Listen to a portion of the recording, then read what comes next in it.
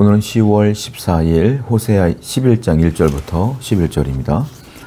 이스라엘이 어렸을 때에 내가 사랑하여 내 아들을 애굽에서 불러냈거늘 선지자들이 그들을 부를수록 그들은 점점 멀리하고 바알들에게 제사하며 아로새긴 우상 앞에서 분향하였느니라. 여기 보면 하나님께서는 이스라엘을 얼마나 사랑했는지에 대한 기록이 나와 있는데요. 이스라엘이 어렸을 때에 내가 그들을 사랑했다. 그러니까 지금 이스라엘 사람들보다 더 먼 조상들에 대한 얘기죠. 예전부터 하나님이 그렇게 사랑했다는 거예요. 그래서 뭐 했느냐면 애굽에서 불러냈다. 출애굽 사건을 얘기하는 겁니다. 하나님이 그 이스라엘 백성들을 너무 사랑하셔서 출애굽을 시키셨다라는 거죠. 그런데 하나님은 그들을 부르면 부를수록 그들은 하나님께 나오는 것이 아니라 오히려 더 멀리 하나님을 떠나서 바알에게 제사를 드리며 아세라에게 제사를 드리며 우상 숭배에 빠졌다. 이 얘기를 지금 하고 있는 거예요. 하나님은 계속 사랑했지만 그들은 계속 멀리 떠났다라는 겁니다. 사람들은 오해를 하는 것 중에 하나가 세상적으로 살면 그들처럼 나도 행복하고 잘 먹고 잘 살고 여유롭고 평화롭게 살 줄 알아요. 그런데 그렇지 않습니다, 여러분. 하나님의 백성은요, 하나님 곁에 붙어 있어야 돼요. 머물러 있어야 돼요. 그래야만 살 수가 있어요. 예수님이 뭐라 그랬습니까? 나는 포도나무요, 너희는 가지라 그랬어요. 가지가 나무를 떠나는 순간 죽는 거예요. 나무에 붙어 있어야 그 가지에서 잎도 나고 꽃도 피고 열매도 나오는 겁니다. 성도는 그래서 하나님께 잘 붙어 있는 게 중요해요. 성도 여러분, 하나님은 여전히 여러분들을 사랑하십니다. 여러분들을 계속 부르십니다. 그 부르심에 귀를 기울이셔서 하나님께 나아가서 하나님 곁에 머물러 있고 늘 붙어 있는 여러분 되기를 축원드립니다. 3절이에요. 그러나 내가 에브라임에게 걸음을 가르치고 내 팔로 안았음에도 내가 그들을 고치는 줄을 그들은 알지 못하였도다. 하나님은 계속 그들을 부르시며 사랑했지만 그들은 우상을 섬기며 계속 멀리 떠나갔다는 거예요. 그런데 3절을 보니까 하나님께서 에브라임에게 걸음을 가르쳤고, 부모가 자식에게 걸음을 가르치잖아요.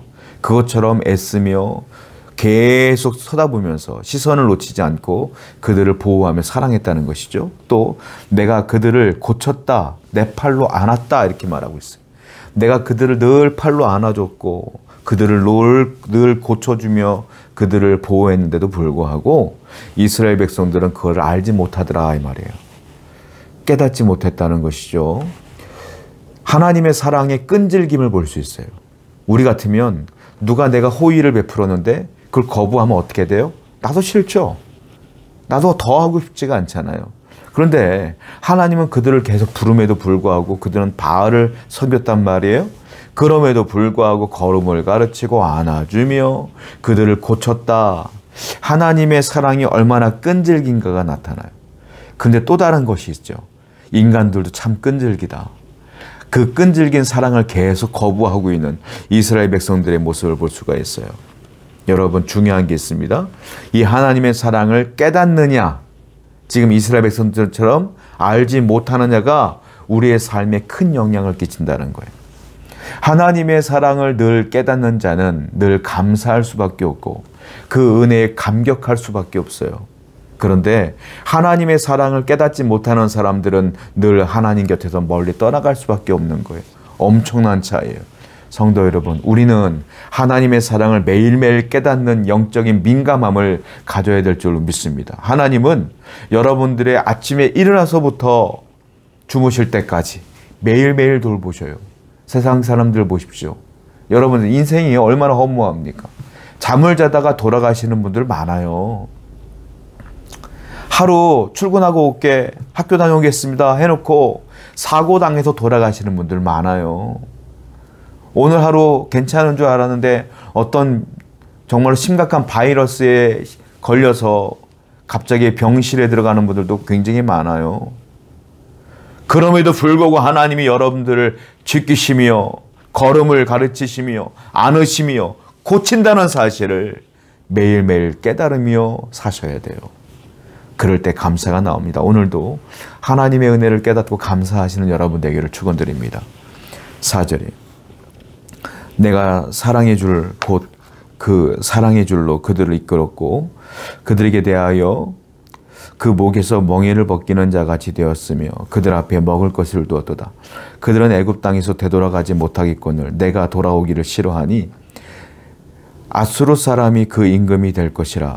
하나님께서는 계속 사랑을 이스라엘 백성들에게 표출하셨다는 거예요. 4절 보니까 내가 줄을 사랑의 줄로 그들을 이끌었다. 내가 사랑하는 마음으로 그들을 보호하며 구름기둥과 불기둥으로 지금도 인도했다 이 말이에요. 그리고 그 목에서 멍에를 벗겨주었다. 자유함을 줬다. 내가 그들을 그렇게 사랑했다. 이 얘기를 계속하셔요. 그런데 그들은 5절 보니까 애굽 땅으로 되돌아가지 못하겠거늘 내게 돌아오기를 싫어한다. 그들은 하나님께 오는 걸 싫어했다라는 거, 싫어했다. 그랬더니 결과가 뭡니까? 아수르 사람이 그 임금이 될 것이라. 이게 무슨 말이냐면 그들이 어려우니까 하나님을 의지하기보다는 애굽을 의지했단 말이에요. 근데 애굽으로 갈 수 없어. 애굽의 도움도 받을 수 없어. 그럼 하나님을 의지해야 될 거 아니에요. 그런데도 하나님께 나오는 걸 싫어하더라. 하나님은 계속 사랑의 줄로 그들을 인도하는데 여전히 거부하더라. 그랬더니 하나님께서 어쩔 수 없는 거예요. 그래, 너희들의 임금은 아수르 왕이 너희들의 임금이 될 거야. 이 말이에요. 무슨 말이겠습니까? 하나님의 보호하심과 하나님의 주권이 이제 이스라엘을 떠난다. 그들의 임금이 아수르 왕이 임금이 된다는 말은 하나님이 지금까지 이스라엘의 왕이었고 그들을 돌보셨으나 이제 하나님의 돌보심이 없어진다. 세상의 왕이 그들의 왕이 될 것이다. 여러분, 이게 제일 무서운 거예요. 가장 큰 축복은 뭔지 아세요? 내 통장에 돈이 쌓이는 것? 내가 산 집이 계속 오르는 것? 뭐 좋은 거죠. 나쁜 건 아니죠. 그건 진정한 축복이 아니에요. 왜? 부동산 가격은 늘 요동치거든요. 세상 일은 확실한 게 없어요. 늘 불확실해요. 여러분 통장에 언제나 돈이 꽂힐 줄 알아요? 없어질 날도 오는 거예요. 이게 불확실해. 그런데 가장 큰 축복은 뭔지 아세요? 하나님이 나를 다스려주는 게 제일 큰 축복이에요. 나를 다스려주는 거예요.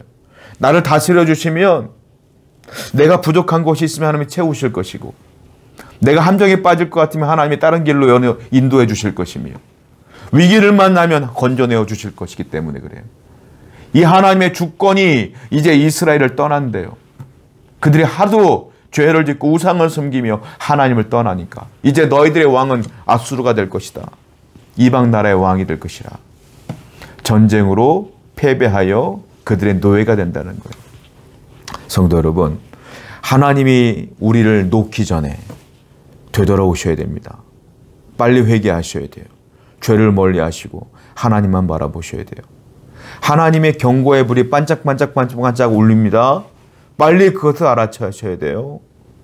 내 고집대로, 내 생각대로, 내 마음대로 움직이지 말고 하나님의 뜻이 무엇인지를 빨리 발견하여 회개하여 돌아오시는 여러분 되기를 축원드립니다. 6절 말씀이에요.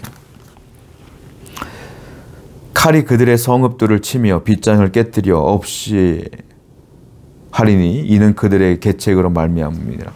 한마디로 말하면 칼이 그 성읍을 친대요. 전쟁 벌어진다는 거예요. 그래서 이스라엘 백성들이 다 망한다는 겁니다. 근데 그 이유가 있어요. 뭡니까? 그들의 계책으로 말미암느니라. 너희들의 머리로 생각했던 그 계획, 어려우니까 애굽을 의지하자. 어려우니까 바알을 섬기자. 힘드니까 아세라를 찾아가서 제물을 바쳐야지. 그랬던 너희들의 머리로 생각했던 그 계책과 그 계획들 때문에 전쟁이 일어난다. 성도에게는 소망이 있어요. 그 소망은 하나님이 되셔야 돼요. 그런데 하나님께 돌아오지 못한 사람들은 소망이 뭘까요? 내 계획이에요. 내가 생각한 대로 되면 잘 될 것 같은 거예요. 근데 하나님 뭐라 그랬어요? 하나님이 떠난 그 계획과 그 계책에는 하나님의 도우심이 없어요. 결국은 그 계획으로 전쟁이 일어나고 네가 망할 거야 이 말이에요. 내가 아무리 좋은 계획일지라도 그 걸음을 인도하시는 분은 하나님이셔요. 하나님이 도우셔야 되는 거예요. 사람의 계획은 완전한 게 없어요.